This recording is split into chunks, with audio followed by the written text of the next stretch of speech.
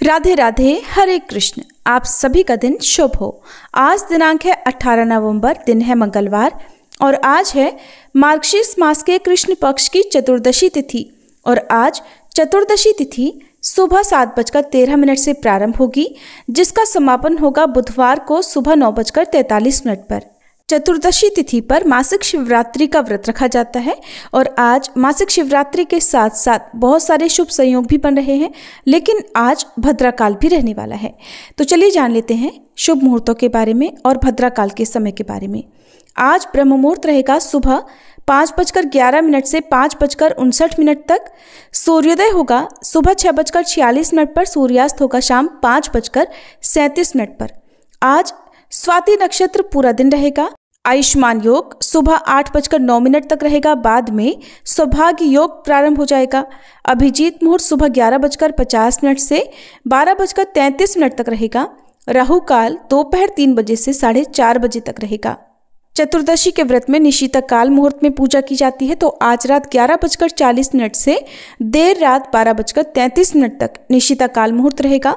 इसके अलावा आज भद्रा काल प्रारंभ हो जाएगा सुबह 7:12 से और भद्रा की समाप्ति होगी रात 8:27 पर। भद्रा का वास इस बार पाताल लोक में रहेगा और पाताल लोक में रहने वाली भद्रा का पृथ्वी लोक के शुभ कार्यों पर अशुभ प्रभाव नहीं पड़ता है। लेकिन फिर भी बहुत से लोग ऐसे होते हैं जो भद्रा का विचार करते ही हैं, चाहे भद्रा का वास किसी भी लोक में क्यों ना हो। आइए आज सुनते हैं मार्गशीर्ष मास महात्म्य का 13वां अध्याय। उससे पहले हम सभी सुनेंगे सीता नितनेम की कहानी और माँ अन्नपूर्णा की कथा। इस कहानी को सीता माता कहती थी और प्रभु श्री राम सुना करते थे।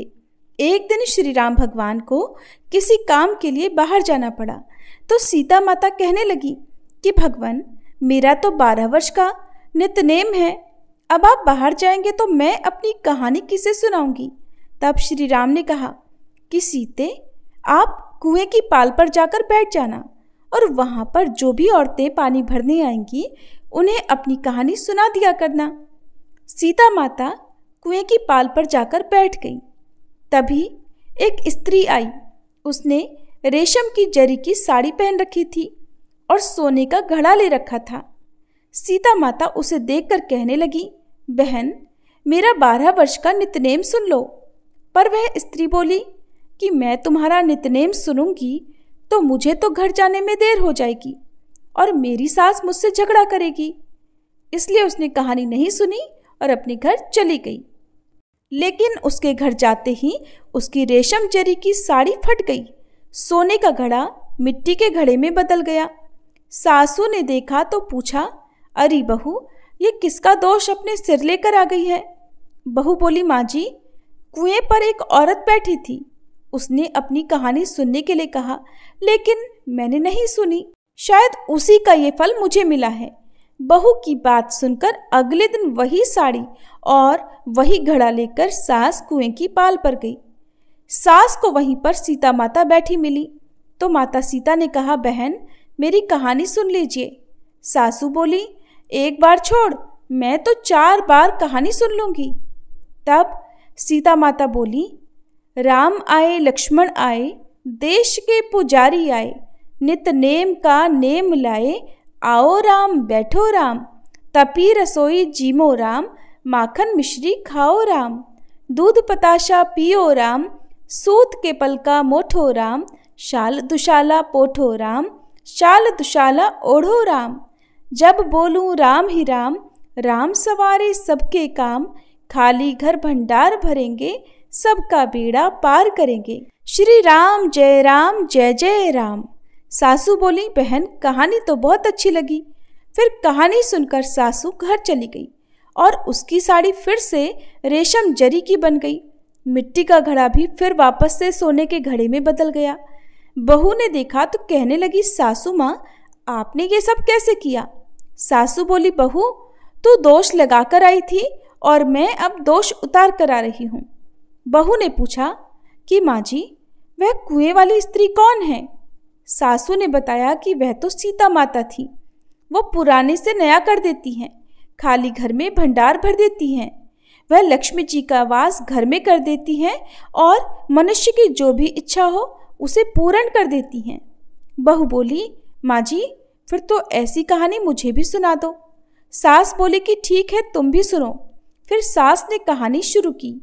राम आए लक्ष्मण आए, देश के पुजारी आए, नित नेम का नेम लाए, आओ राम बैठो राम, तपी रसोई जीमो राम, माखन मिश्री खाओ राम, दूध बताशा पियो राम, सूत के पल का मोठो राम, शाल दुशाला पोठो राम, शाल दुशाला ओढ़ो राम, जब बोलूं राम ही राम, राम सवारे सबके काम, खाली घर भंडार भरेंगे, सबका बेड़ा पार करेंगे, बोलो श्री राम जय जय राम। कहानी सुनकर बहू बोली, माँ जी कहानी तो बहुत अच्छी है। सासू ने कहा, ठीक है, अब से हम इस कहानी को रोज किया करेंगे। अब सास बहू रोज सवेरे उठती, नहाती धोती और पूजा करने के बाद नित नेम की सीता माता की कहानी कहती। एक दिन की बात है, उनके यहाँ पड़ोस की एक औरत आई और बोली कि बहन जरा सी आँच तो देना। तो बहू बोली कि आँच तो अभी हमने जलाई ही नहीं। पड़ोसन बोली, तो फिर तुम सुबह 4 बजे से उठकर क्या कर रही हो? तो उन्होंने कहा कि हम तो सुबह सुबह उठकर पूजा करते हैं, फिर सीता माता की नित्यनेम की कहानी कहते हैं। पड़ोसन ने उनकी बात सुनकर फिर कहा कि सीता माता की कहानी कहने से तुम्हें क्या मिला? तब वे दोनों बोली कि सीता माता की कहानी कहने से घर में भंडार भर जाते हैं, सारे काम पूर्ण हो जाते हैं, मन की इच्छा भी पूरी होती है। पड़ोसन ने कहा, बहन अगर ऐसा है तब तो फिर मुझे भी कहानी सुना दो। तब बहू बोली कि ठीक है, तुम भी ये कहानी सुन लो।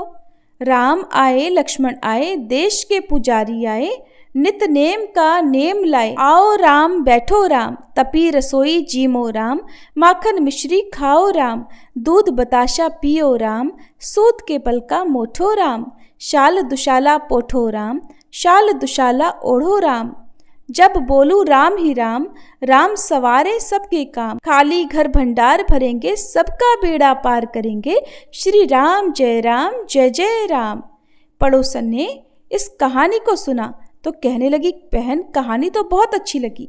अब वह पड़ोसन भी नित्यनेम सीता माता की कहानी कहने लगी।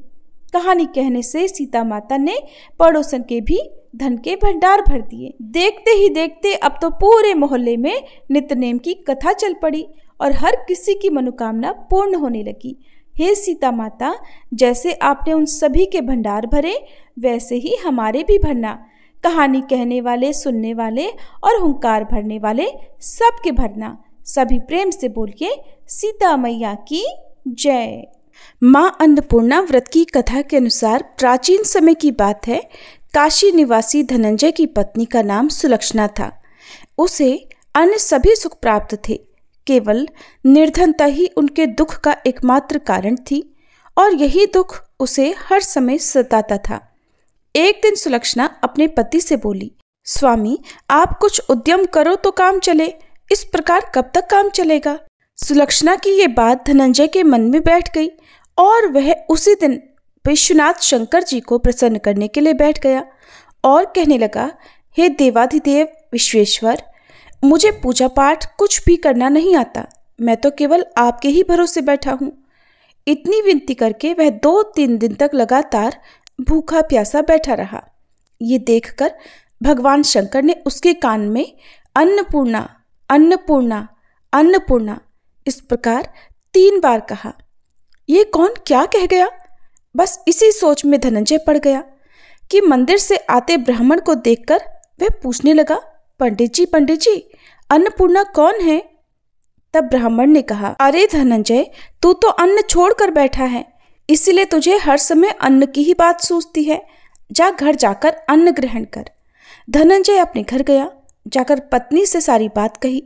तब वह बोली, नाथ चिंता मत करो, स्वयं शंकर जी ने यह मंत्र दिया है और वे स्वयं ही खुलासा भी करेंगे। आप फिर से जाकर उनकी आराधना करो। पत्नी के कहे अनुसार धनंजय फिर पहले दिन की तरह ही जाकर पूजा में बैठ गया। रात्रि में भगवान शंकर जी ने आज्ञा दी, कहा तू पूर्व दिशा में चला जा। अब धनंजय अन्नपूर्णा का नाम जपता जाता और रास्ते में फल खाता, झरनों का पानी पीता जाता। इस प्रकार कितने ही दिनों तक लगातार वह चलता रहा। वहां उसे चांदी से चमकते वन की शोभा देखने मिली, सुंदर सरोवर देखने मिला। उसके किनारे कितनी ही अप्सराएं झुंड बनाई बैठी थी। एक अप्सरा कथा कहती थी और सब माँ अन्नपूर्णा इस प्रकार बार बार कहती थी।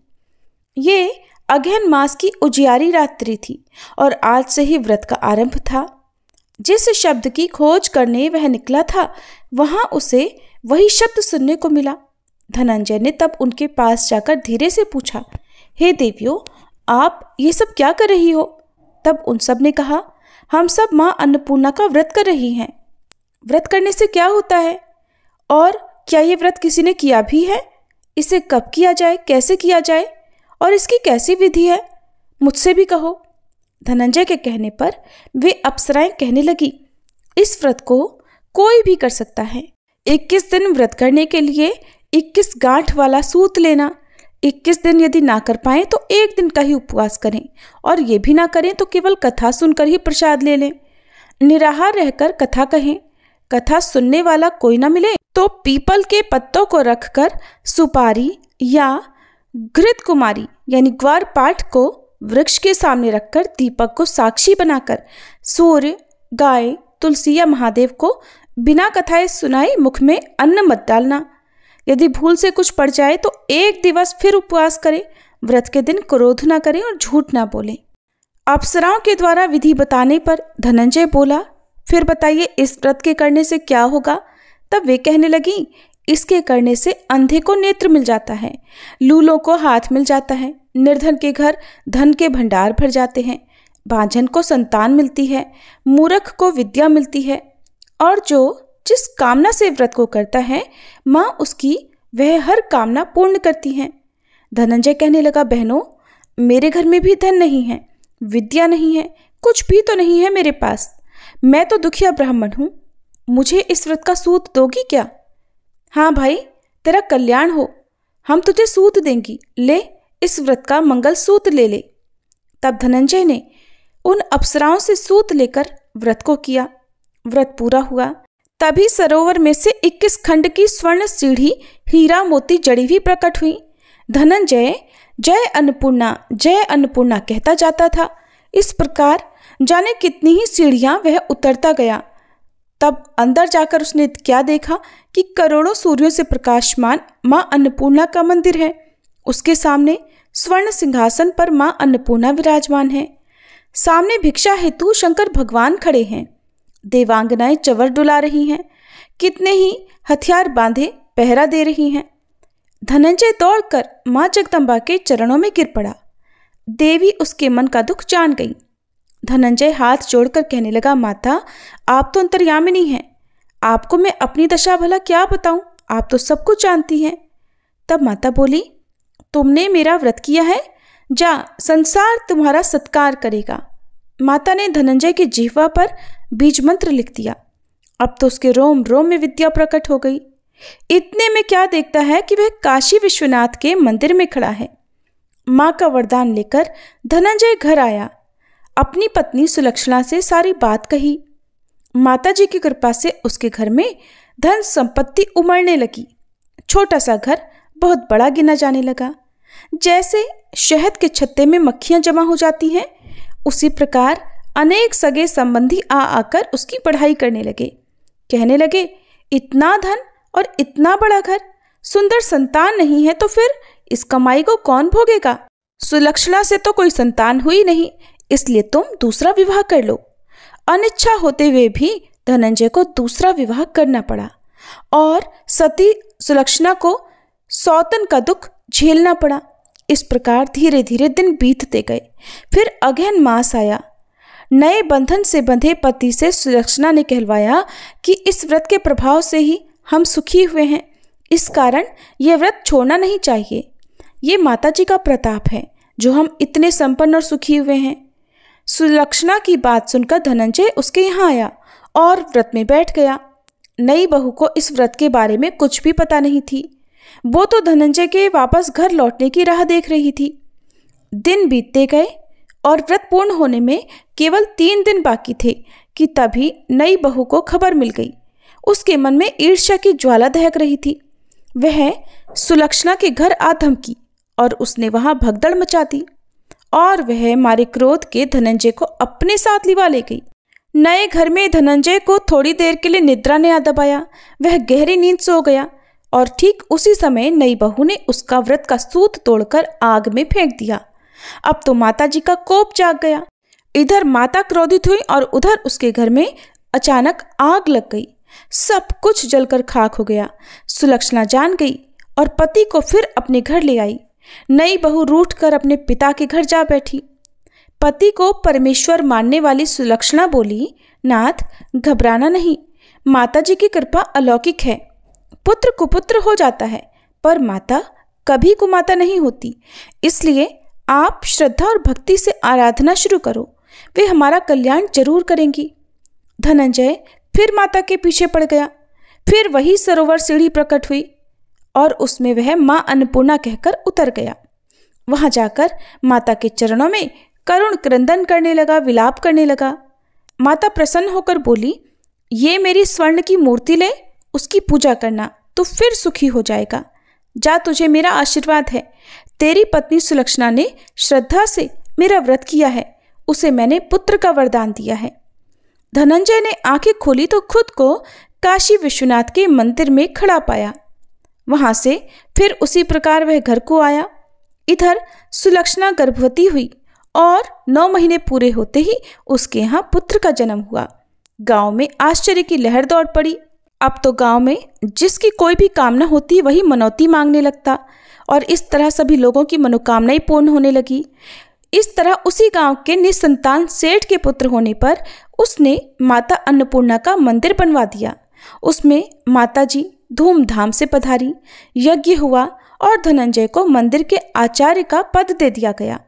जीविका के लिए मंदिर की दक्षिणा और रहने के लिए बड़ा सुंदर सा भवन भी दिया गया। धनंजय पत्नी और पुत्र सहित वहां सुख से रहने लगा। माता जी के चढ़ावे में भरपूर आमदनी होने लगी। उधर नई बहू के पिता के घर डाका पड़ गया। सब कुछ लुट गया और वे भीख मांगकर अपना पेट भरने लगे। सुलक्षणा ने जब यह सुना तो उन्हें बुलावा भेजा और उनके आने पर उन्हें अलग घर में रख लिया और उनके अन्न वस्त्र का प्रबंध भी कर दिया। धनंजय, सुलक्षणा और उसका पुत्र माताजी की कृपा से आनंद से रहने लगे। माताजी ने जैसे उनके भंडार भरे वैसे सबके भंडार भरे। सभी प्रेम से बोलिए, अन्नपूर्णा माता की जय। अब सुनिए आज का अध्याय। भगवान नारायण कहते हैं, मुने, एक समय की बात है, माधव श्री कृष्ण अन्य बालकों और हलधर के साथ खा पीकर खेलने के लिए श्री वन में गए। वहां मधुसूदन ने नाना प्रकार की बालोचित क्रीड़ाएं की। जिस तरह से छोटे बच्चे खेलते कूदते हैं, इस तरह से खेल कूद समाप्त करके गोप बालकों के साथ उन्होंने गोधन को आगे बढ़ाया। वहां वन में स्वादिष्ट जल पीकर वे महाबली श्री कृष्ण उस स्थान से गोधन सहित मधुवन में गए। उस वन में एक बलवान और भयंकर दैत्य था, जिसकी आकृति और मुख बड़े विकराल थे। उसका रंग सफेद था। वह पर्वताकार दैत्य बगुले के आकार में दिखाई देता था। उसने देखा कि गोष्ठ में गौओं का समुदाय है और ग्वाल बालों के साथ केशव और बलराम भी हैं। फिर तो जैसे अगस्त ने वातापी को अपने पेट में ग्रहण कर लिया था, अपने उदर में डाल लिया था, उसी प्रकार वह दैत्य वहां सभी को लीलापूर्वक लील गया। श्री हरि बकासुर के ग्रास बन गए हैं, ये सब देखकर सभी देवता भय से कांप उठे। वे दुखी होकर हाहाकार करने लगे और हाथों में शस्त्र लेकर दौड़ पड़े।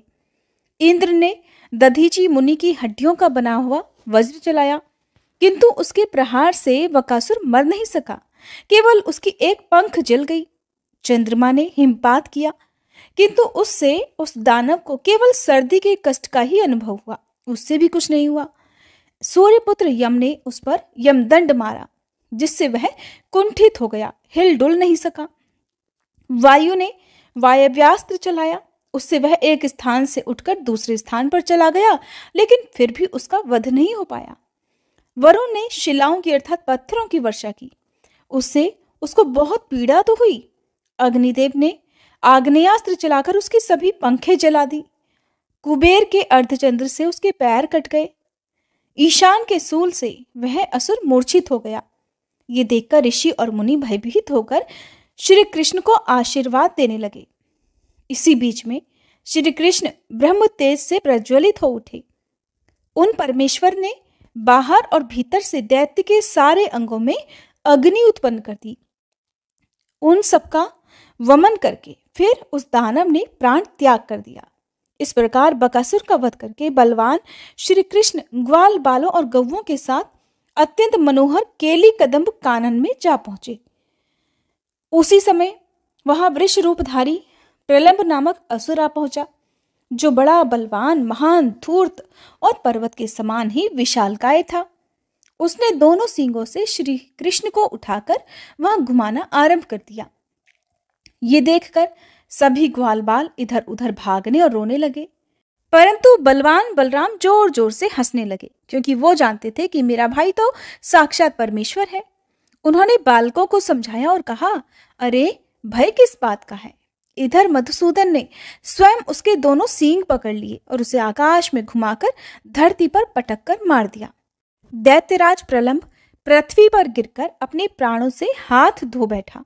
ये देखकर सभी गोप बालक हंसने, नाचने और खुशी से गीत गाने लगे। प्रलंबासुर का वध करके बलराम सहित परमेश्वर श्री कृष्ण शीघ्र ही गौचारण के कार्य में लग गए। वे गौवें चराते हुए भांडीर वन के पास जा पहुंचे।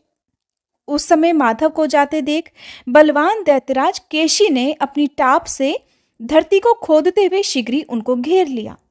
उसने श्री कृष्ण को मस्तक पर चढ़ाकर संतुष्ट होकर आकाश में 100 योजन तक उन्हें उछाल उछाल कर घुमाया, ताकि वो मर सके, और अंत में पृथ्वी पर गिर पड़ा। उस पापी ने श्री कृष्ण के हाथों को दांत से पकड़ लिया और क्रोधपूर्वक चबाना आरंभ कर दिया, परंतु श्री कृष्ण के अंग तो वज्र के समान कठोर थे। उनके अंग को चबाते हुए ही दैत्य के सारे दांत टूट गए। श्री कृष्ण के तेज से दग्ध होकर उसने धरती पर गिरकर प्राणों का परित्याग कर दिया। स्वर्ग में दुंदुभियां बजने लगी और वहां फूलों की वर्षा आरंभ हो गई। इसी बीच में दिव्य रूपधारी पार्षद विमान पर बैठे हुए वहां आ पहुंचे। उन सब की 2 भुजाएं थी। वे पीतांबरधारी, किरीट और कुंडल से अलंकृत और वनमाला से सुशोभित थे। उन्होंने विनोद के लिए हाथ में मुरली धारण कर रखी थी। उनके पैरों में मंजीर की मधुर ध्वनि हो रही थी। उन पार्षदों के सभी अंग चंदन से चर्चित थे। वे गोप वेश धारण किए हुए बड़े सुंदर दिखाई देते थे। उनके प्रसन्न मुख पर मंद मंद हंसी की छटा छा रही थी। वे श्री कृष्ण भक्तों पर कृपा करने के लिए बड़े व्याकुल जान पड़ते थे। रत्नों के सारतत्व से निर्मित दीप्तशाली दिव्य रथ पर विराजमान होकर वे भांडीर वन में उस स्थान पर आए जहां श्री कृष्ण विराजमान थे। उसी समय दिव्य अस्त्र पहने और रत्नमय अलंकारों से विभूषित हुए 3 पुरुष वहां पर आए, जो श्री कृष्ण को प्रणाम करके उनकी स्तुति करते हुए उसी विमान से उत्तम गोलोक को चल दिए। वे तीनों पहले के वैष्णव पुरुष थे, जो देह त्याग कर दानवी योनि को प्राप्त हुए थे, और वे ही इस समय श्री कृष्ण के हाथों मारे जाकर उनके पार्षद हो गए थे। देवर्षि नारद ने पूछा, हे महाभाग, वे दिव्य वैष्णव पुरुष कौन थे जो दैत्य रूप हो गए थे? इस बात को भी बताइए। ये कैसी परम अद्भुत बात सुनने को मिली है। तब भगवान नारायण बोले, हे ब्राह्मण सुनो, मैं इसका प्राचीन इतिहास बता रहा हूं। मैंने पुष्कर तीर्थ में सूर्य ग्रहण के अवसर पर साक्षात महेश्वर के मुख से इस विषय को सुना था। श्री हरि के गुण कीर्तन के प्रसंग में भगवान शंकर ने ये कथा कही थी। गंधमादन पर्वत पर एक बार गंधर्वराज गंधर्वाह रहा करते थे। वे श्रीहरि की सेवा में तत्पर रहने वाले महान तपस्वी और श्रेष्ठ संत थे।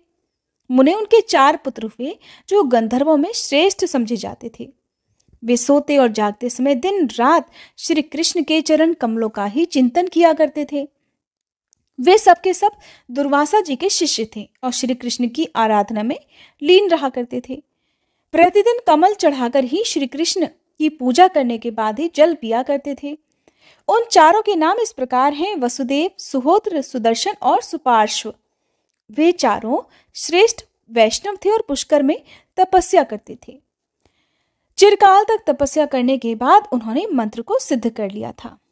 उन चारों में जो सबसे बड़ा वसुदेव था, वह दुर्वासा से योग्य शिक्षा पाकर योगियों में श्रेष्ठ और सिद्ध हो गया था, लेकिन उसने विवाह नहीं किया।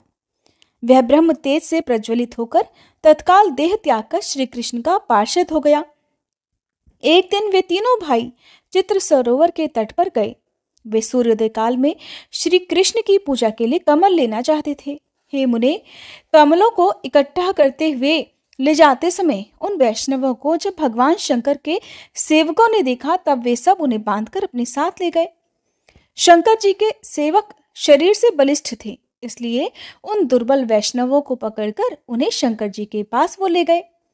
भगवान शंकर को देखकर उन सब वैष्णवों ने धरती पर माथा टेक कर उन्हें प्रणाम किया। शिव जी ने उन्हें उत्तम आशीर्वाद देकर शीघ्र ही उनसे वार्तालाप किया। उस समय उनके प्रसन्न मुख पर मुस्कुराहट खेल रही थी और वे उन भक्तजनों पर अनुग्रह करने के लिए व्याकुल हो रहे थे। भगवान शिव ने पूछा, पार्वती के सरोवर में प्रवेश करके कमल लेने वाले तुम लोग कौन हो? पार्वती के व्रत की पूर्ति के लिए 1,00,000 यक्ष उस सरोवर की रक्षा करते हैं। पार्वती पति विषयक सौभाग्य की वृद्धि के लिए जब त्रैमासिक व्रत आरंभ करती हैं, तब वे लगातार 3 महीने तक श्री हरि को भक्ति भाव से प्रतिदिन 1,000,000 कमल अर्पित करती हैं। भगवान शिव का ये वचन सुनकर अब तो वे तीनों वैष्णव भयभीत होकर श्रद्धा और भक्ति से मस्तक झुकाकर हाथ जोड़कर बोले। गंधर्वों ने कहा, हे प्रभु, हम लोग गंधर्वराज गंधवाह के पुत्र गंधर्वों में श्रेष्ठ हैं। महेश्वर, हम लोग प्रतिदिन श्रीहरि को कमल चढ़ाकर ही जल पीते हैं। हे नाथ, हम ये नहीं जानते थे कि पार्वती जी के द्वारा इस सरोवर की रक्षा की जाती है। आप ये सारे कमल ले लीजिए और अपने व्रत को सफल बनाइए। महादेव, हम आज कमल नहीं चढ़ाएंगे और जल भी नहीं पिएंगे। हमने आपको ही वे कमल अर्पित कर दिए। जिनके चरण कमल का प्रतिदिन चिंतन करके हम कमल से पूजा करते हैं, आज साक्षात उन्हीं को कमल अर्पित करके हम सब के सब पवित्र हो गए। प्रभु, ब्रह्म एक ही है, दूसरा नहीं है। उनके लिए कहाँ देह और कहाँ रूप। भक्तों पर कृपा करने के लिए ही भगवान शरीर धारण करते हैं। रूप भेद माया से ही प्रतीत होता है। प्रभु, आप ये कमल ले लीजिए, क्योंकि आप ही हमारे प्रभु हैं। हे अच्युत, हमारा हृदय जिसके ध्यान से परिपूर्ण है, आप अपने उसी रूप का हमें दर्शन कराइए। जिसकी 2 भुजाएं हैं, कमनीय किशोर अवस्था है, श्याम सुंदर रूप है, हाथ में विनोद की साधन भूता मुरली है, जो पीतांबरधारी है, जिसके 1 मुख और 2 नेत्र हैं, वे चंदन और अगुरु से चर्चित हैं, जिसके प्रसन्न मुख पर मंद मुस्कान की प्रभा फैल रही है, जो रत्नमय अलंकारों से विभूषित है, जिसका वक्ष स्थल मणिराज कौस्तुभ की कांति से अत्यंत उज्जवल दिखाई देता है, जिसकी चूड़ा में मोर का पंख लगा रहता है, जो मालती की माला से विभूषित है, पारिजात के फूलों के हारों से अलंकृत है, करोड़ों कंदर्पों के लावण्य का मनोहर लीलाधाम है। समूह की समूह गोपियां मंद मुस्कान और बाकी चितवन से जिसकी ओर देखा करती हैं, जो नूतन यौवन से संपन्न तथा राधा के वक्ष स्थल पर विराजमान है। ब्रह्मादि जिसकी स्तुति करते हैं, जो सबके लिए वंदनीय, चिंतनीय और वांछनीय है, और जो स्वात्माराम, पूर्ण काम और भक्तों पर अनुग्रह के लिए कातर रहने वाला है, आपके उसी रूप का हम दर्शन करना चाहते हैं। ऐसा कहकर वे श्रेष्ठ गंधर्व भगवान शंकर के ही सामने खड़े हो गए। श्री कृष्ण के रूप का वर्णन सुनकर भगवान शंकर के श्री अंगों में रोमांच हो आया, उनके नेत्रों में आंसू भर आए।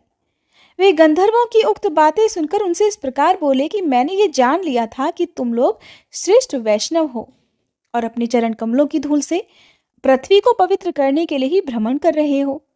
मैं श्री कृष्ण भक्त के दर्शन की सदा ही इच्छा करता रहता हूँ, क्योंकि साधु संत तीनों लोकों में दुर्लभ हैं। तुम लोग मुझे पार्वती जी और देवताओं से भी बढ़कर सदा प्रिय हो। मुझे वैष्णव जन अपने और अपने भक्तों से भी अधिक प्रिय है, परंतु मैंने पूर्व काल में जो प्रतिज्ञा कर रखी है वो भी व्यर्थ नहीं होनी चाहिए। हे महाभाग वैष्णवों, सुनो, मैंने कह रखा है कि पार्वती जी के व्रत के समय जो लोग किसी अन्य व्रत के निमित्त इस सरोवर से कमल ले जाएंगे, वे शीघ्र ही आसुरी योनि को प्राप्त होंगे, और इसमें कोई संदेह नहीं। श्री कृष्ण के भक्तों का कहीं भी अशुभ नहीं होता है। तुम लोग पहले दानवी योनि में पढ़कर फिर निश्चय ही गोलोक में पधारोगे। तुम्हारे मन में श्री कृष्ण के रूप का प्रत्यक्ष दर्शन करने के लिए उत्कंठा है, इसलिए बच्चों तुम्हें भारतवर्ष के वृंदावन में उस रूप का अवश्य ही दर्शन होगा। श्री कृष्ण को देखकर उन्हीं के हाथों से मृत्यु को प्राप्त होकर तुम वैष्णव शिरोमणि बन जाओगे और दिव्य विमान पर आरूढ़ होकर हरिधाम को पधारोगे। तुम लोग अभी यहाँ उस वांछनीय रूप को देखने के लिए उत्सुक हो, इसलिए वो सब देखो। ऐसा कहकर भगवान शिव ने उन्हें उस रूप के दर्शन कराए। उस रूप के दर्शन करके उन वैष्णवों के नेत्रों में आंसू भर आए। वे सर्वरूपी भगवान श्री हरि को प्रणाम करके फिर दानवी योनि में चले गए, इसलिए वे दानेश्वर हुए। वसुदेव तो पहले ही मुक्त हो चुका था। सुहोत्र, बकासुर, सुदर्शन, प्रलंब और स्वयं सुपार्श्व केशी हुआ था। भगवान शंकर के वरदान से श्री हरि के परम उत्तम रूप के दर्शन करके उन्हीं के हाथों से मृत्यु को प्राप्त होकर वे उनके परम धाम में चले गए। विप्रवर, श्री हरि का यह अद्भुत चरित्र कहा गया। बक, केशी और प्रलंब के उद्धार का ये प्रसंग वाचकों और श्रोताओं को मोक्ष प्रदान करने वाला है। नारद जी ने पूछा, हे महाभाग, आपके कृपा प्रसाद से ये सारी अद्भुत बात तो मैंने सुन ली। अब मैं ये सुनना चाहता हूं कि पार्वती जी ने कौन सा व्रत किया था, उस व्रत के आराध्य देव कौन है, उसका फल क्या है और उसमें पालन करने योग्य नियम क्या है। भगवान, उस व्रत के लिए उपयोगी द्रव्य कौन कौन से हैं, कितने समय तक वह व्रत किया जाता है और उसकी प्रतिष्ठा में क्या क्या करना आवश्यक होता है। प्रभु, भली भांति विचार कर ये भी बताइए। इसे सुनने के लिए मेरे मन में बड़ा कौतूहल है।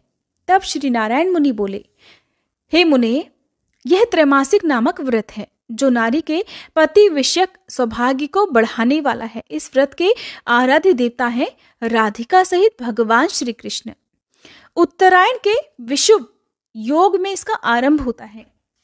विषुव का अर्थ है कि ज्योतिष के अनुसार वह समय जबकि सूर्य विषुव रेखा पर पहुंचता है और दिन रात दोनों बराबर होते हैं, और दक्षिणायन आरंभ होने तक इसकी समाप्ति हो जाती है।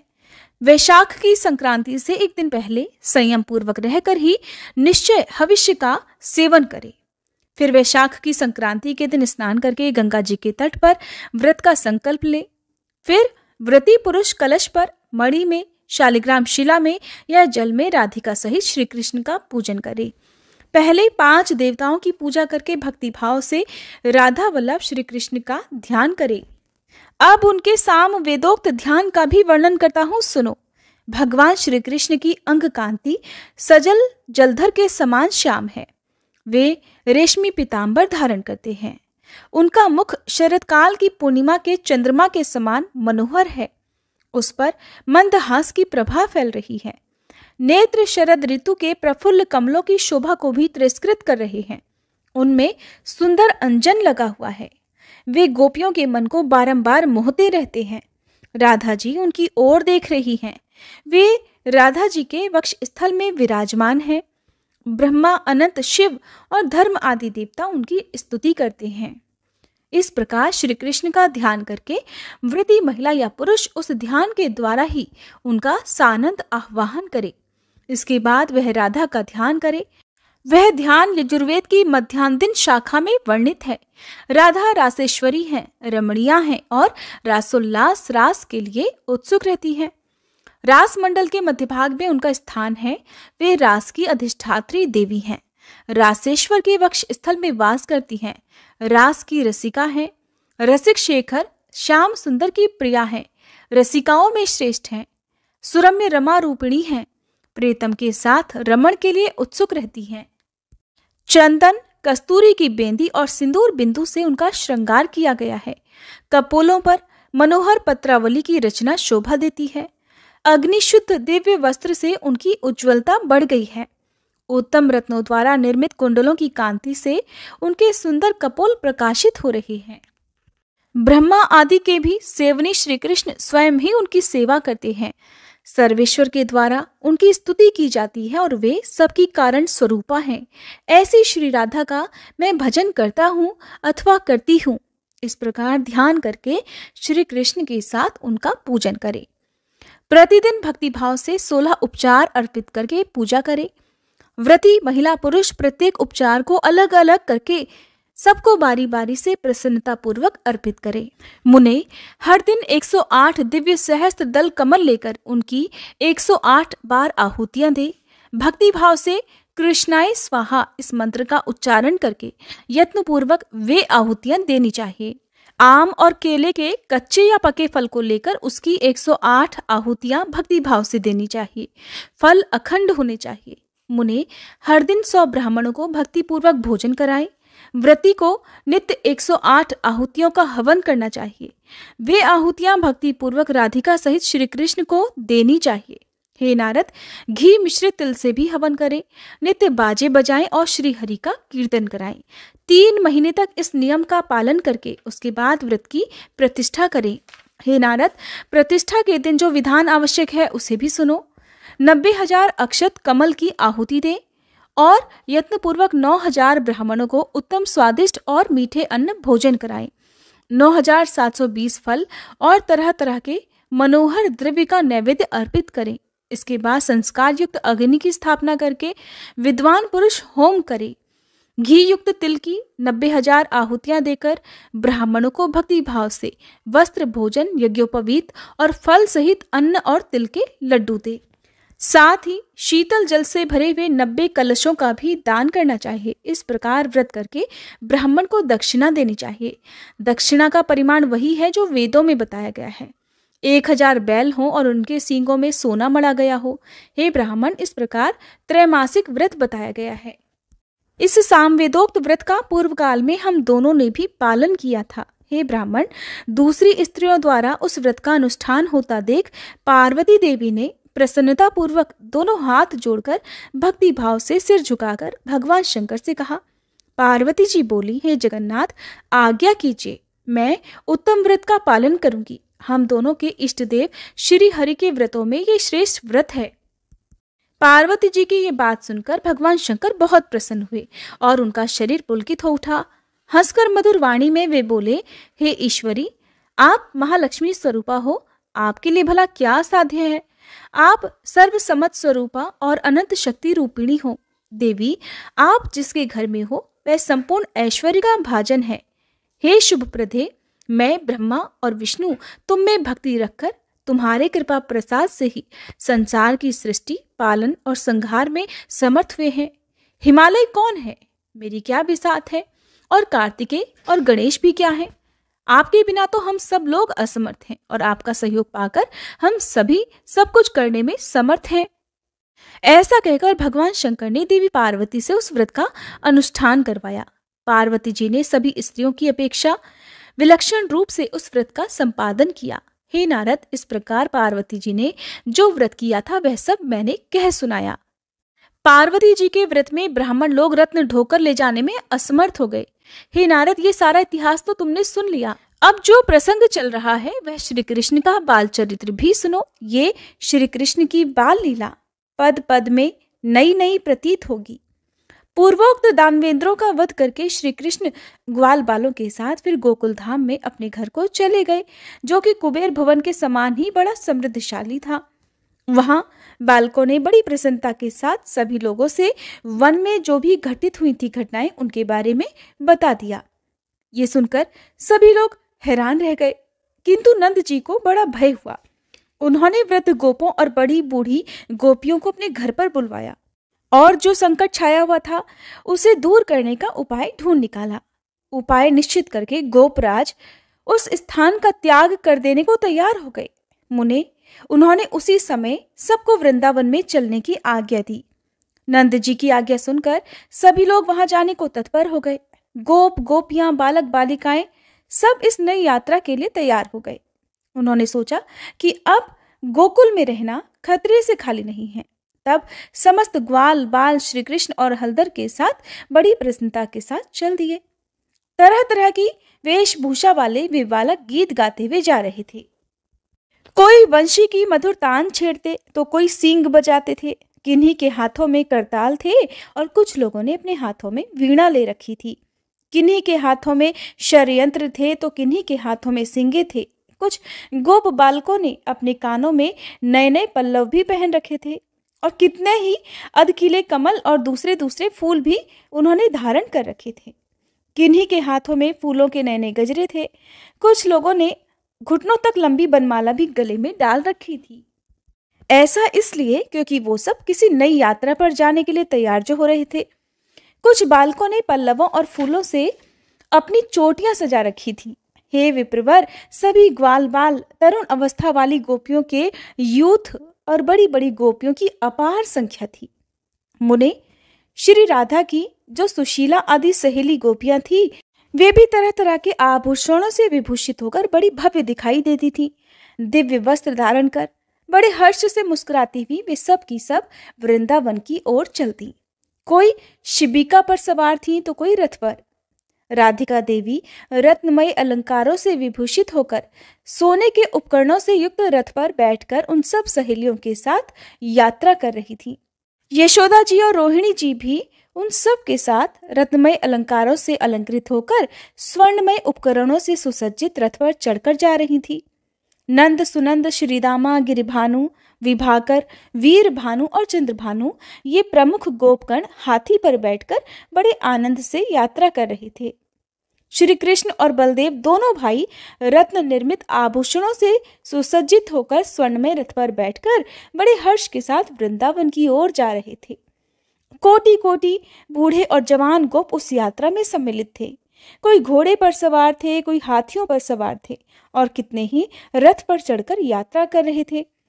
नंद के सेवक उद्धत गोपगण बड़े हर्ष के साथ चल रहे थे। उनमें से कुछ लोग तो बैलों पर सवार थे और वे सब के सब संगीत की तान में लीन थे। राधिका जी की दूसरी दूसरी सखियां बहुत बड़ी संख्या में यात्रा कर रही थी। उनके मन में बड़ा उल्लास था। मुख पर मंद मंद मुस्कान की छटा छा रही थी और वे सब की सब सोने के गहनों से सजी हुई थी। उनमें से कितनों के हाथों में सिंदूर थे, कितने ही काजल लेकर चल रही थी, रास्ते में श्रृंगार करती जा रही थी। किन्हीं के हाथों में कंदुक थे और किन्हीं के हाथों में पुतलियां, और कुछ सुंदरी दासियां अपने हाथों में भोग द्रव्य और क्रीड़ा द्रव्य लेकर चल रही थी। किन्हीं के हाथों में फूलों की मालाएं थी। कुछ गोपियां हाथों में वीणा आदि वाद्य लिए हुए बड़ी आनंद के साथ यात्रा कर रही थी। कुछ तो अपने साथ अग्निशुद्ध दिव्य वस्त्रों का भार भी लेकर चल रही थी और कितनी ही चंदन, अगरू, कस्तूरी और केसर का द्रव भी लेकर जा रही थी। मुने, वृंदावन में पहुंचकर सब ने उसे गृह शून्य देखा। तब वे सभी लोग वृक्षों के नीचे यथास्थान ठहर गए। उस समय श्री कृष्ण ने गोपों को अभीष्ट गृह अर्थात घर और गौओं के ठहरने के स्थान के बारे में बताते हुए कहा कि आज इसी तरह से ठहर जाओ, कल सब व्यवस्था हो जाएगी। क्योंकि जब वे सब के सब वृंदावन में पहुंचे तो वहां पर ठहरने का कोई भी साधन ही नहीं था। श्री कृष्ण की ये बात सुनकर गोपों ने पूछा, कन्हैया जी, यहाँ कहाँ घर हैं?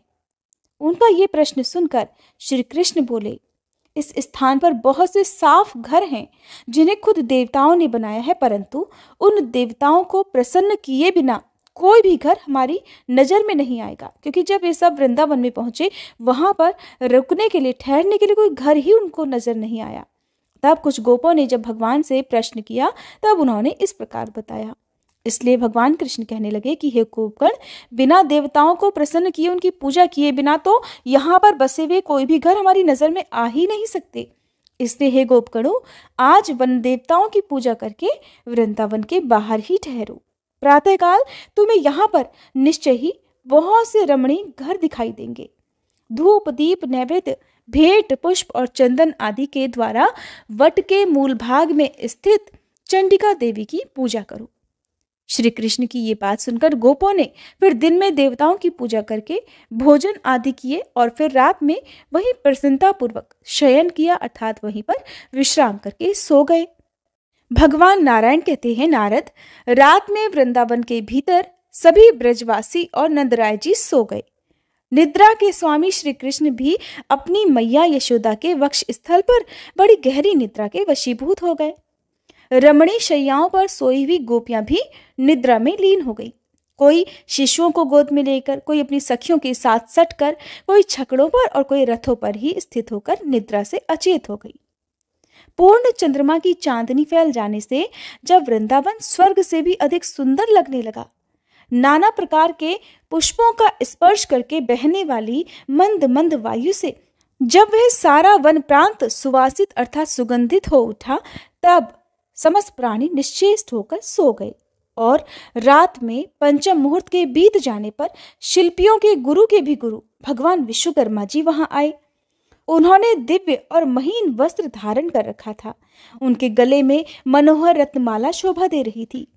वे अनुपम रत्न निर्मित अलंकारों से सुशोभित थे। उनके कानों में कांतिमान मकराकृत कुंडल झलमला रहे थे। वे ज्ञान और अवस्था में वृद्ध होने पर भी किसी किशोर की तरह दर्शनीय थे। अत्यंत सुंदर, तेजस्वी और कामदेव के समान कांतिवान थे। उनके साथ विशिष्ट शिल्प कला में निपुण 3 करोड़ शिल्पी भी थे। आप जानते हैं क्यों थे? क्योंकि उन्हें रातों रात प्रातःकाल होने से पहले ही वृंदावन में सभी ब्रजवासियों के ठहरने के लिए घर जो बनाने थे। उन सब के हाथों में मणिरत्न, हेमरत्न और लोहे से बने हुए अस्त्र थे। कुबेर वन के किंकर यक्ष समुदाय भी वहां आ पहुंचे। वे स्फटिक मणि और रत्नमय अलंकारों से विभूषित थे। किन्हीं किन्हीं के कंधे बहुत बड़े थे, किन्हीं के हाथों में पद्मराग मणि के ढेर थे और किन्हीं के हाथों में इंद्र नीलमणि के ढेर थे। कुछ यक्षों ने अपने हाथों में स्यमंतक मणि भी ले रखी थी और कुछ यक्षों ने चंद्रकांत मणि। अन्य बहुत से यक्षों के हाथ में सूर्यकांत मणि और प्रभाकर मणि के ढेर प्रकाशित हो रहे थे। किन्हीं के हाथों में फरसे थे तो किन्हीं के हाथों में लोहसार थे। कोई कोई गंधसार और श्रेष्ठ मणि लेकर आए थे। किन्हीं के हाथों में चंवर थे और कुछ लोग दर्पण, सोने के पात्र और स्वर्ण कलश आदि के बोझ लेकर आए हुए थे। विश्वकर्मा जी ने वह अत्यंत मनोहर सामग्री देखकर सुंदर नेत्रों वाले भगवान श्री कृष्ण का ध्यान करके वहां नगर निर्माण का कार्य आरंभ कर दिया। भारतवर्ष का वह श्रेष्ठ और सुंदर नगर 5 योजन विस्तृत था। तीर्थों का सारभूत वह पुण्य क्षेत्र श्री कृष्ण को अत्यंत प्रिय है। जो वह मुमुक्षु होकर निवास करते हैं, उन्हें वह परम निर्वाण की प्राप्ति कराने वाला है। गोलोक में पहुंचने के लिए तो वह सोपान रूप है। सबको मनोवांछित वस्तु प्रदान करने वाला है। वहां 4-4 कमरे वाले 4 करोड़ भवन बनाए गए थे, जिससे वह नगर अत्यंत मनोरम प्रतीत होता था। श्रेष्ठ पत्थरों से निर्मित वह विशाल नगर किवाड़ों, खंभों और सोपानों से सुशोभित था। पर्वतीय प्रस्तर खंडों से निर्मित वेदिकाएं और प्रांगण उस नगर के भवनों की शोभा बढ़ा रहे थे। हर घर में यथायोग्य छोटे बड़े 2 दरवाजे थे। हर्ष और उत्साह से भरे हुए देवशिल्पी ने स्फटिक जैसी मणियों से उस नगर के भवनों का निर्माण किया था। उसमें गोपों के लिए यथास्थान और यथायोग्य निवास स्थान बनाकर विश्वकर्मा जी ने वृषभानु गोप के लिए पुनः रमणीय भवन का निर्माण आरंभ कर दिया। उसके चारों ओर परकोटे और खाइयां बनी हुई थी। चारों दिशाओं में 4 दरवाजे थे। 4-4 कमरों से युक्त 20 भव्य भवन भी वहां बनाए गए थे। उस संपूर्ण भवन का निर्माण महामूल्य मणियों से किया गया था। वहां का प्रत्येक सुरम्य मंदिर सोने के कलशों से दैदीप्यमान था और उस आश्रम के एक अत्यंत मनोहर निर्जन प्रदेश में, जो कि मनोहर चंपा वृक्ष के बगीचे के भीतर था, पति सहित कलावती के उपभोग के लिए विश्वकर्मा जी ने कौतूहलवश एक ऐसी अट्टालिका बनाई थी जिसका निर्माण विशिष्ट श्रेणी की श्रेष्ठ मणियों द्वारा हुआ था। उसमें इंद्रनील मणि के बने हुए 9 सोपान थे। नारद जी ने पूछा, हे भगवान, मनोहर रूप वाली कलावती कौन थी और किसकी पत्नी थी, जिसके लिए देव शिल्पी ने यत्नपूर्वक सुरम्य ग्रह का निर्माण किया? तब भगवान नारायण कहने लगे कि सुंदरी कलावती कमला के अंश से प्रकट हुई पितरों की मानसी कन्या है और वृषभानु की पतिव्रता पत्नी है। उन्हीं की पुत्री राधा हुई, जो श्री कृष्ण को प्राणों से भी बढ़कर प्रिय हैं। वे श्री कृष्ण के आधे अंश से प्रकट हुई हैं, इसलिए उन्हीं के समान तेजस्विनी हैं। उनके चरण कमलों की रज के स्पर्श से वसुंधरा पवित्र हो गई है। सभी संत महात्मा सदा ही श्री राधा के प्रति अविचल भक्ति की कामना करते हैं। नारद जी ने पूछा, मुने, ब्रज में रहने वाले एक मानव ने कैसे, किस पुण्य से और किस प्रकार पितरों की परम दुर्लभ मानसिक कन्या को पत्नी रूप में प्राप्त कर लिया? ब्रज के महान अधिपति वृषभानु पूर्व जन्म में कौन थे, किसके पुत्र थे और किस तपस्या से राधा जी उनकी कन्या हुई? श्री सूत जी कहते हैं कि नारद जी की यह बात सुनकर ज्ञान शिरोमणि महर्षि नारायण हंस दिए और प्रसन्नता पूर्वक उस प्राचीन इतिहास को इस प्रकार बताने लगे। भगवान नारायण ने कहा, हे नारद, पूर्व काल में पितरों के मानस से 3 कन्याएं प्रकट हुई थी, कलावती, रत्नमाला और मेनका। ये तीनों ही अत्यंत दुर्लभ थी। इनमें से रत्नमाला ने बड़ी इच्छा से राजा जनक को पति रूप में वरण कर लिया और मेनका ने श्री हरि के अंशभूत गिरिराज हिमालय को अपना पति बना लिया। रत्नमाला की पुत्री अयोनिजा सती सत्यपरायणा सीता हुई, जो साक्षात लक्ष्मी और श्री राम की पत्नी थी। मेनका की पुत्री पार्वती हुई, जो पूर्व जन्म में सती नाम से प्रसिद्ध थी। वे भी अयोनिजा ही कही गई हैं। पार्वती जी श्री हरि की सनातनी माया हैं। उन्होंने तपस्या से नारायण स्वरूप महादेव जी को पति रूप में प्राप्त किया है। कलावती ने मनुवंशी राजा सुचंद्र का वरण किया। वे राजा साक्षात श्री हरि के अंश थे। उन्होंने कलावती को पाकर अपने आप को गुणवानों में श्रेष्ठ और अत्यंत सुंदर माना। वे उनके सौंदर्य की प्रशंसा करते हुए मन ही मन कहते थे कि इनका तो रूप ही अद्भुत है, वेश भी आश्चर्यजनक है और इनकी नई अवस्था कैसी अद्भुत है। सुकोमल अंग शरतकाल के चंद्रमा से भी बढ़कर, परम सुंदर मुख और गज और खंजन के भी गर्व का गंजन करने वाली दुर्लभ गति, सब कुछ तो अद्भुत है। इस अपनी परम सुंदरी पत्नी कलावती के साथ विभिन्न रमणीय स्थानों में रहकर बड़े लंबे समय तक विहार करने के बाद राजा सभी भोगों से विरक्त हो गए और अपनी पत्नी कलावती को साथ लेकर विंध्य पर्वत की तीर्थ भूमि में तपस्या करने के लिए चले गए। भारत में अत्यंत प्रशंसा के योग्य वह उत्तम स्थान पुलहाश्रम के नाम से प्रसिद्ध है। वह राजा ने मोक्ष की इच्छा मन में लेकर सहस्त्र दिव्य वर्षों तक कठिन तप किया। उनके मन में कोई लौकिक कामना नहीं थी। वे आहार छोड़ देने के कारण बहुत कमजोर हो गए। श्री कृष्ण के चरण कमलों का ध्यान करते करते मुनि श्रेष्ठ को मूर्छा आ गई। उनके शरीर पर जो बांबी छा गई थी, उसे उनकी साध्वी पत्नी ने दूर कर दिया। पति को निश्चेष्ट, प्राण शून्य, मांस और रक्त से रहित और अस्थि चर्म वशिष्ठ मात्र देखकर उस निर्जन वन में कलावती शोक से व्याकुल होकर उच्च स्वर से रोने लगी।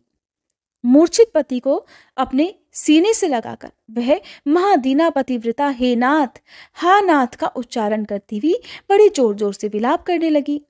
राजा आहार छोड़ देने के कारण सूख गए हैं। उनके शरीर की नस नाड़ियां दिखाई देती हैं। ये देखकर और कलावती का विलाप सुनकर कृपा निधान कमल जन्मा जगत सृष्टा ब्रह्मा जी कृपा पूर्वक वहां प्रकट हो गए। उन्होंने तुरंत ही राजा के शरीर को अपनी गोद में लेकर कमंडल के जल से सींचा। फिर ब्रह्मा जी ने ब्रह्म ज्ञान के द्वारा उसमें जीव का संचार किया। इससे चेतना को प्राप्त होकर राजा सुचंद्र ने अपने सामने प्रजापति को देखकर प्रणाम किया। प्रजापति ने काम के समान कांतिमान नरेश से संतुष्ट होकर कहा, राजन, तुम अपनी इच्छानुसार वर मांग लो। विधाता की यह बात सुनकर श्रीमान सुचंद्र के मुख पर मंद मंद मुस्कान की प्रभा फैल गई। बड़े प्रसन्न होकर वे बोले, हे दयानिधे, अगर आप मुझे वर देना ही चाहते हैं तो कृपा पूर्वक मुझे मनोवांछित निर्वाण प्रदान करें। इस वरदान के मिल जाने पर मेरी क्या दशा होगी, उसका मन ही मन अनुमान करके कलावती के कंठ, ओठ और तालु सूख गए। वह सती संतृप्त होकर वर देने को उद्धत हुए विधाता से बोली, हे ब्रह्मा जी, अगर आप महाराज को मुक्ति दे रहे हैं तो मुझ अबला की क्या गति होगी, ये आप ही बताइए। हे चतुरानन, कांत के बिना कांता की क्या शोभा है। श्रुति में सुना गया है कि पतिव्रता नारी के लिए तो पति ही व्रत है, पति ही गुरु, इष्ट देव, तपस्या और धर्म है। हे ब्रह्मन, सभी स्त्रियों के लिए पति से बढ़कर परम प्रिय वस्तु और परम प्रिय बंधु कोई नहीं है। पति सेवा परम दुर्लभ है, वह सब धर्मों से बढ़कर है। पति सेवा से दूर रहने वाली स्त्री का सारा शुभ कर्म निष्फल हो जाता है। हे ब्रह्मा जी, पति के बिना साध्वी स्त्रियों के लिए तो मरण ही जीवन है और जीवन मृत्यु से भी अधिक कष्ट देने वाला है। इसलिए अगर मेरे बिना ही आप इन्हें मुक्त कर देंगे तो प्रभु, मैं आपको श्राप देकर स्त्री हत्या का दारुण पाप भी प्रदान कर सकती हूँ। कलावती की बात सुनकर ब्रह्मा जी विस्मित होकर मन ही मन भय मानते हुए अमृत के समान मधुर और हितकर वचन कहते हुए बोले। ब्रह्मा जी ने कहा, बेटी, मैं तुम्हारे पति को तुम्हारे बिना मुक्त होने ही नहीं दूंगा। हे पतिव्रते, तुम अपने पति के साथ कुछ वर्षों तक स्वर्ग में रहकर सुख भोगो, फिर तुम दोनों का भारतवर्ष में जन्म होगा। वहां जब साक्षात सती राधिका तुम्हारी पुत्री होंगी, तब तुम दोनों जीवन मुक्त हो जाओगे और श्री राधा के साथ ही गोलोक में पधारोगे। हे राजन, तुम कुछ समय तक अपनी पत्नी के साथ स्वर्गीय सुख का उपभोग करो। ये स्त्री साध्वी और सत्वगुण से युक्त है, तो मुझे श्राप मत देना, क्योंकि श्री कृष्ण के चरणारविंदों में चित्त लगाए रखने वाले जीवन मुक्त संत समदर्शी होते हैं। उनके मन में श्री हरि के दुर्लभ दास्य भाव को पाने की इच्छा रहती है, वो निर्वाण नहीं चाहते। ऐसा कहकर ब्रह्मा जी उन दोनों को वर देकर उनके सामने खड़े रहे। वे दोनों ने प्रणाम करके फिर स्वर्ग की ओर चल दिए। फिर ब्रह्मा जी भी अपने धाम को चले गए। तदंतर वे दोनों दंपत्ति समयानुसार स्वर्गीय भोगों का उपभोग करके भारतवर्ष में आए, जो परम पुण्यदायक और दिव्य स्थान है। ब्रह्मादि देवता भी वहां जन्म लेने की इच्छा रखते हैं। सुचंद्र ने गोकुल में जन्म लिया और उनका नाम वहां वृषभानु हुआ। वे सूरभानु के वीर और पद्मावती के गर्भ से उत्पन्न हुए। उन्हें अपने पूर्व जन्म की सारी बातें याद थीं। वे श्री हरि के अंश थे और जैसे शुक्ल पक्ष में चंद्रमा बढ़ते हैं, उसी प्रकार ब्रजधाम में वे हर दिन बढ़ने लगे। धीरे धीरे वे ब्रज के अधिपति बन गए। उन्हें सर्वज्ञ और महायोगी माना गया है। उनका मन सदा श्री हरि के चरण कमलों के चिंतन में ही लगा रहता था। उधर कलावती कानिकुब्ज देश में उत्पन्न हुई। वो भी अयोनिजा, पूर्व जन्म की बातों को याद रखने वाली महासाध्वी, सुंदरी और कमला की कला थी। कान्यकुब्ज देश में महापराक्रमी राजन भनंदन राज्य करते थे। उन्होंने यज्ञ के अंत में यज्ञ कुंड से प्रकट हुई दूध पीती वस्त्रहीन नन्ही बालिका के रूप में उसे पाया था। वह सुंदरी बालिका उस कुंड से हंसती हुई निकली थी। उसकी अंग कांति तपाए हुए सोने के समान थी। वो तेज से प्रकाशित हो रही थी। राजा भनंदन ने उस बालिका को गोद में लेकर अपनी प्यारी रानी मालावती को बड़ी प्रसन्नता से सौंप दिया। मालावती के आनंद की सीमा नहीं रही। वह उस बालिका को अपना स्तनपान कराने लगी। उसके अन्नप्राशन और नामकरण के दिन शुभ बेला में जब राजा सत्पुरुषों के बीच में बैठे हुए थे, तभी एक आकाशवाणी हुई, नरेश्वर, इस कन्या का नाम कलावती रखो। ये सुनकर राजा ने वही नाम रख दिया। उन्होंने ब्राह्मणों, याचकों और बंदीजनों को बड़ी प्रचुर मात्रा में धन का दान किया। सबको भरपेट भोजन कराया और बड़ा भारी उत्सव भी मनाया। समयानुसार उस रूपवती कन्या ने युवावस्था में प्रवेश किया। 16 वर्ष की आयु में प्रवेश करके वह अत्यंत सुंदर दिखाई देने लगी। वह राजकन्या मुनियों के मन को भी मोह लेने में समर्थ थी। मनोहर चंपा के समान उनकी अंग कांति थी और मुख शरद काल के पूर्ण चंद्रमा की तरह परम मनोहर था। एक दिन गजराज किसी मंद गति से चलने वाली राजकुमारी राजमार्ग से कहीं जा रही थी। नंद जी ने उस कन्या को मार्ग में देखा। देखकर वे बड़े प्रसन्न हुए।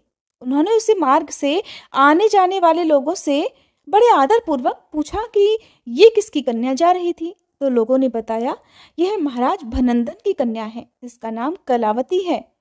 ये धन्याबाला लक्ष्मी जी के अंश से राज मंदिर में प्रकट हुई है और कौतुकवश खेलने के लिए अपनी सहेली के घर जा रही है। ब्रजराज, आप तो ब्रज को पधारिए। ऐसा उत्तर देकर लोग वहां से चले गए। अब नंद जी के मन में बड़ा हर्ष हुआ। वे राजभवन को चले गए। रथ से उतरकर उन्होंने तत्काल ही राजसभा में प्रवेश किया। राजा उठकर खड़े हो गए। फिर उन्होंने नंदराय जी से बात की और उन्हें बैठने के लिए सोने का सिंहासन दिया। फिर उन दोनों में बहुत देर तक वार्तालाप हुआ। फिर नंद जी ने बड़े विनीत भाव से राजा से संबंध की बात चलाई। नंद जी ने कहा, हे राजन सुनिए, मैं एक शुभ और विशेष बात आपसे कहना चाह रहा हूँ। आप इस समय अपनी कन्या का संबंध एक विशिष्ट पुरुष के साथ स्थापित कर दीजिए। ब्रज में सुरभानु के पुत्र श्रीमान वृषभानु निवास करते हैं, जो ब्रज के राजा हैं। वे भगवान नारायण के अंश से उत्पन्न हुए हैं और उत्तम गुणों के भंडार, सुंदर, सुविद्वान, सुस्थिर, यौवन से युक्त, योगी, पूर्व जन्म की बातों को याद रखने वाले और नवयुवक हैं। आपकी कन्या भी यज्ञ कुंड से उत्पन्न हुई है, इसलिए अयोनिजा है। त्रिभुवन मोहिनी कन्या कलावती भगवती कमला की अंश है और स्वभावतः शांत जान पड़ती है। वृषभानु आपकी पुत्री के योग्य हैं और आपकी पुत्री भी उन्हीं के योग्य हैं। मुने राजसभा में ऐसा कहकर नंद जी मौन हो गए। तब राजा भनंद ने विनय से नम्र होकर उन्हें इस प्रकार उत्तर दिया। राजा भनंदन ने जो कुछ भी कहा उसका वर्णन आप अगले अध्याय में सुनेंगे। अब सुनिए श्री कृष्ण चालीसा पाठ। बंशी शोभित कर मधुर नील जलद तन श्याम, अरुण अधर जनु बिंबा फल नयन कमल अभिराम, पूर्ण इंद्र अरविंद मुख पीतांबर शुभ साज, जय मन मोहन मदन छवि कृष्ण चंद्र महाराज, जय यदुनंदन जय जगवंदन, जय वसुदेव देवकी नंदन, जय यशोदासुत नंद दुलारे, जय प्रभु भक्तन के धृग तारे, जय नट नागर नाग नथैया, कृष्ण कन्हैया धेनु चरैया, पुनि नख पर प्रभु गिरिवर धारो, आओ दीनन कष्ट निवारो, वंशी मधुर अधर धरि तेरी, होवे पूर्ण मनोरथ मेरो,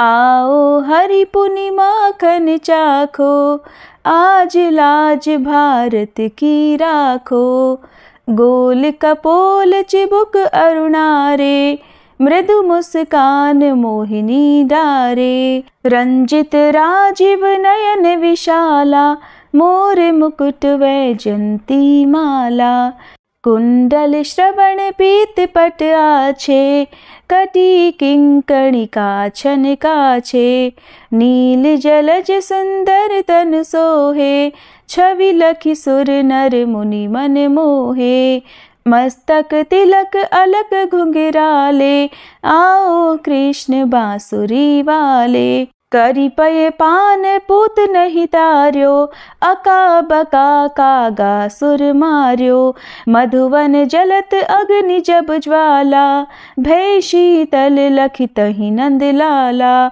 सुरपति जब ब्रज चढ़ियो रिसाई, मसूर धार वारी वर्षाई, लगत लगत ब्रज चहन बहायो, गोवर्धन नख धारी बचायो, लखि यशोदा मन भ्रम अधिकाई, मुख मह 14 भुवन दिखाई, दुष्ट कंस अति उधम मचायो, कोटि कमल जब फूल मंगायो, नाथी काली यही तब तुम लीन्हे, चरण चिन्ह दे निर्भय कीन्हे, करी गोपिन संग रास विलासा, सबकी पूरण करी अभिलाषा, केतिक महा असुर संग हार्यो, कंस ही केस पकड़ दे मार्यो, मात पिता की बंदी छुड़ाई, उगर सेन कह राज दिलाई, मही से मृतक छह सुत लायो,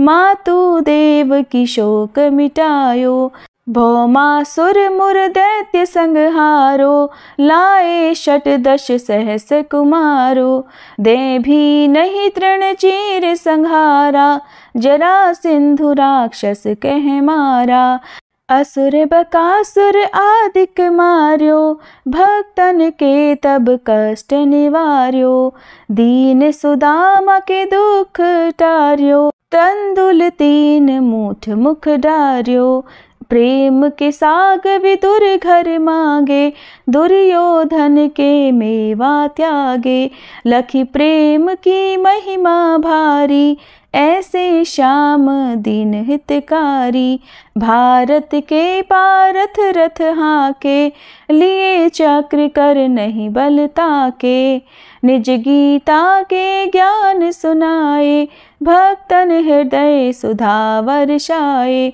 मीरा थी ऐसी मत वाली, विष पी गई बजा कर ताली, राना भेजा सांप पिटारी, शालिग्राम बने बनवारी, निज माया तुम विधि ही दिखायो, उरते संशय सकल मिटायो, तब शत निंदा करी तत्काला, जीवन मुक्त भयो शिशुपाला, जब ही द्रौपदी टेर लगाई, दीनानाथ लाज अब जाई, तुरत ही वसन बने नंदलाला, बढ़े चीर भय अरि मोह काला।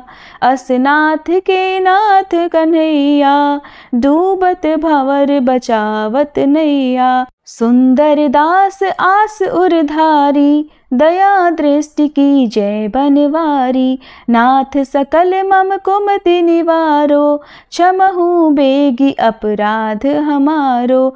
खोलो पट अब दर्शन दीजे, बोलो कृष्ण कन्हैया की जय। बोलो कृष्ण कन्हैया की जय, बोलो कृष्ण कन्हैया की जय। ये चालीसा कृष्ण का पाठ करे उरधारी, अष्ट सिद्धि नवनिधि फल लहे पदार्थ चारी। बोलो श्री कृष्ण भगवान की जय।